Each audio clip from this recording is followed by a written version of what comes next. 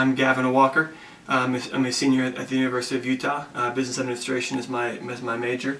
I'll finish up this December. I heard about the cohort, about the Foundry, about a year and a half ago with Rob Webker. I took his business discovery class, heard about it from the start. I loved it and wanted to be a part of it. And finally, my schedule works out with my job that I have time to be in the Foundry. So I'm way excited about it.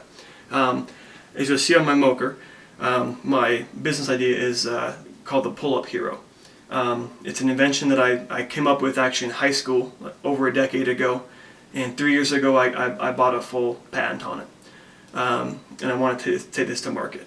So the Pull-Up Hero, it's a pull-up bar that uses linear motion and as well as rotating handles that will happen during the movement to allow for full free range of motion. Typically, as you'll see like in the gym, between doing bench press and dumbbell press, there's a big difference. You can always do more weight if it's on a bar versus dumbbells, because a bar, there's less control that's needed. With dumbbells, it's usually lighter weight because it's a lot harder. It takes more control to do the movements, therefore it'll actually strengthen and sculpt the muscles a lot more. Also, it's much healthier on the joints as well. And so this is kind of like doing a dumbbell press for your back. So to get a good back workout, it takes a long time. In the past, I was really big into bodybuilding, and it would take me often an hour and a half to just do my back, to get my back big, because there's so many different angles that you have to pull, wide grip and narrow grip and things, and it just takes a long time.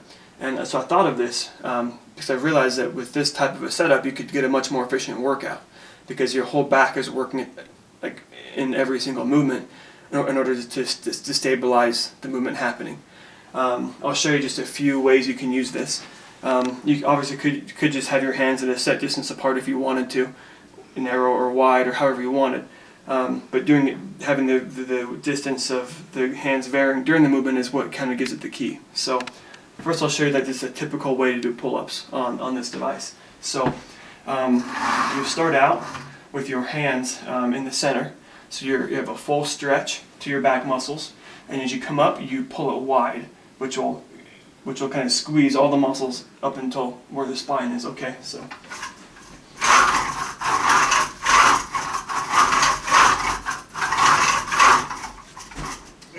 Okay, so with that movement, it works your shoulders, your back, especially the wider part of your back, not as much the inner part. But it works your lats from your shoulders all the way down towards kind of your kidneys where they end. And the typical pull-up, your arms are usually wide, and so you can see there's a much less range of motion compared to having your hands in the center. So you get more range of motion and just a much more effective workout. Also, you can just simply hang.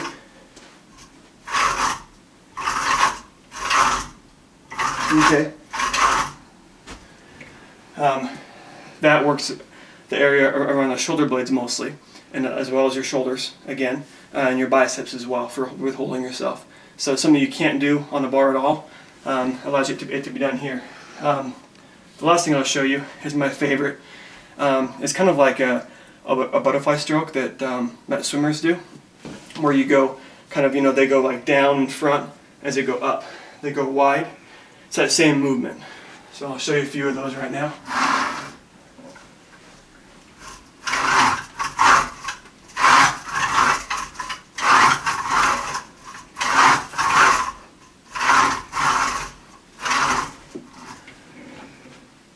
So this is my personal favorite because it just works the back so good. You'll notice you come in kind of far in front of you as you come down, narrow grip, palms facing you. Once you get to the top, you swing your arms out, reverse your grip so palms are facing away from you, and you control it down. Bring them in as you rotate your hands and come up. It's a very natural movement for the shoulders, so they feel great doing it. And it just works your entire back in a really unique way.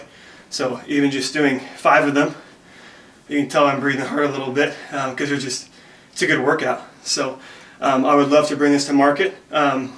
I know there'd be a good niche in the more competitive athletics fields and stuff like that. Obviously, I need to do market testing and really see where to go, which is why I want to be in the Foundry, because I don't quite know how to do it all on my own. I know in theory from classes, but I lack the hands-on application, which I look forward to getting from the Foundry. So thank you for considering my application, and I look forward to hearing from you.